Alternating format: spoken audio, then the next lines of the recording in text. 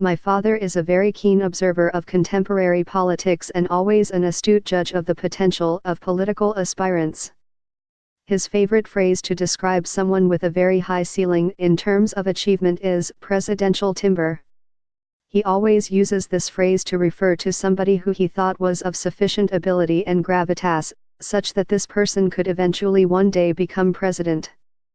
So high was the bar for the presidential office, that whenever one was referred to as presidential timber, that was really something resembling the highest compliment one could ever hope to hear. Referring to the Kennedy family, the sons were expected to mature into presidential timber and were groomed for that, starting with the oldest, Joseph Jr., a bomber pilot who died in World War II. Presidential Timber, by Robert Baller, Reuters blog, August 27, 2009. When you look up the phrase and what it means in contemporary usage, presidential timber means someone of the finest material to be able to assume the highest office of the land. Such description, as above, was accorded the Kennedy sons, for example, as all of them were thought to be of sufficient capability that they could become presidents in their own right.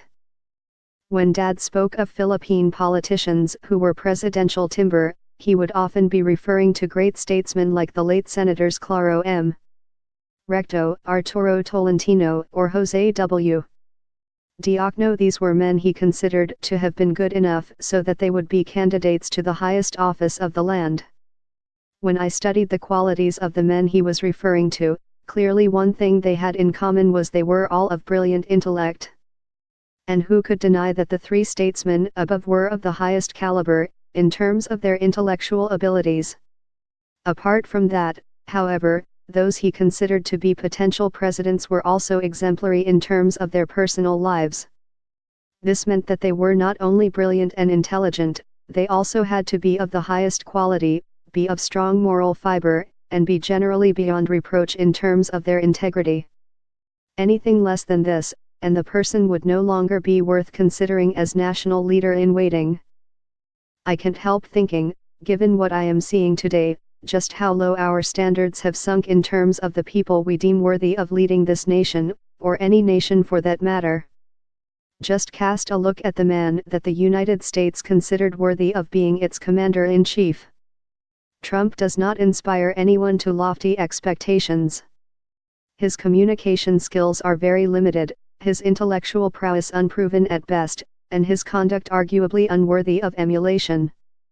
Whenever he speaks, it sometimes seems like you are listening to someone who never expanded his vocabulary to more than 100 words. And the way he has conducted himself has not been totally exemplary. Just previous to being elected president, for example, he was caught red-handed on record as being a totally despicable sexist and misogynist. And yet, none of these seemed to perturb voters, at least when it came to choosing him as their leader.